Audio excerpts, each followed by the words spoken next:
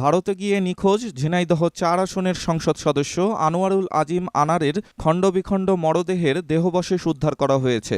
বুধবার কলকাতায় নিউ টাউনের সঞ্জীভা গার্ডেন্সের একটি ফ্ল্যাট থেকে নিউ টাউনের টেকনোসিটি থানার পুলিশ মৃতদেহের দেহাবশেষ উদ্ধার করেন। পুলিশ জানিয়েছে, এমপির সম্পূর্ণ মরদেহ উদ্ধার করা সম্ভব হয়নি।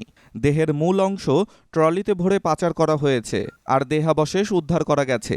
এ ঘটনায় উঠে এসেছে চাঞ্চল্যকর তথ্য। জানা গেছে, মোট ৬ জন এ হত্যাকাণ্ডে জড়িত ছিল। তাদের সবাই বাংলাদেশি নাগরিক। ভারতে এমপিকে হত্যার পর ৫ জন দেশে ফিরে আসে এবং একজন এখনও ভারতেই অবস্থান করছে। তবে বাংলাদেশে ফিরে আসা ৫ জনের মধ্যে একজন অন্য দেশে পাড়ি দিয়েছে বলেও জানা গেছে। আর ভারতে অবস্থান করা ব্যক্তিকে আটক করতে চেষ্টা করছে ভারতের পুলিশ।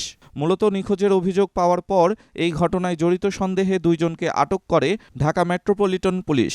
জিজ্ঞাসাবাদে তারাই জানান মরদেহ আছে কলকাতার নিউ টাউনের সঞ্জীভা গার্ডেনে। সে খবর দেয়া হয় কলকাতা পুলিশকে। পরে বুধবার এই মরদেহ উদ্ধার করে ভারতের পুলিশ। এদিকে স্বরাষ্ট্রমন্ত্রী আসাদুজ্জামান খান কামাল বলেছেন, বন্ধুদেশ ভারতে ঝিনাইদহ ৪ আসনের সংসদ সদস্য আনোয়ারুল আজিমকে পরিকল্পিতভাবেই খুন করা হয়েছে। তাকে বাংলাদেশিরাই খুন করেছে। তবে কারা খুন করেছে তা জানতে বাংলাদেশ ও ভারতের পুলিশ কাজ করছে। এই ঘটনায় ৩ জনকে আটক করেছে বাংলাদেশ পুলিশ। তাদেরকে জিজ্ঞাসাবাদ করা হচ্ছে। আজ বুধবার দুপুরে রাজধানীর ধানমন্ডিতে নিজ বাসায় এক প্রেস ব্রিফিংয়ে সাংবাদিকদের এই সব কথা জানান স্বরাষ্ট্রমন্ত্রী। মন্ত্রী বলেন, চিকিৎসার জন্য আনোয়ারুল আজিম দেশের বাইরে গিয়েছিলেন।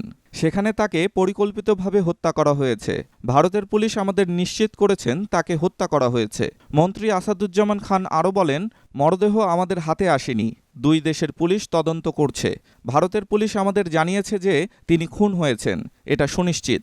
এ ঘটনায় আটকদের বিষয়ে মন্ত্রী বলেন, তাদের জিজ্ঞাসাবাদ হচ্ছে। খুব পজিটিভ ওয়েতে তদন্ত চলছে। যারা এই খুনের সঙ্গে জড়িত তাদের উদ্দেশ্য কী ছিল আমরা পরে সেগুলো প্রকাশ করব। মন্ত্রী বলেন, আমরা আরও কয়েকজনকে ধরার প্রচেষ্টায় আছি। এটা একটা খুন, তাকে হত্যা করা হয়েছে। এখানে ভারতের সঙ্গে সম্পর্কে ফাটল ধরবে এমন কোনো ঘটনা ঘটেনি, কারণ ভারতের কেউ এখানে জড়িত হন নাই। এখন পর্যন্ত আমাদের কাছে যে তথ্য আছে তাতে আমাদের দেশের মানুষই এর সঙ্গে জড়িত।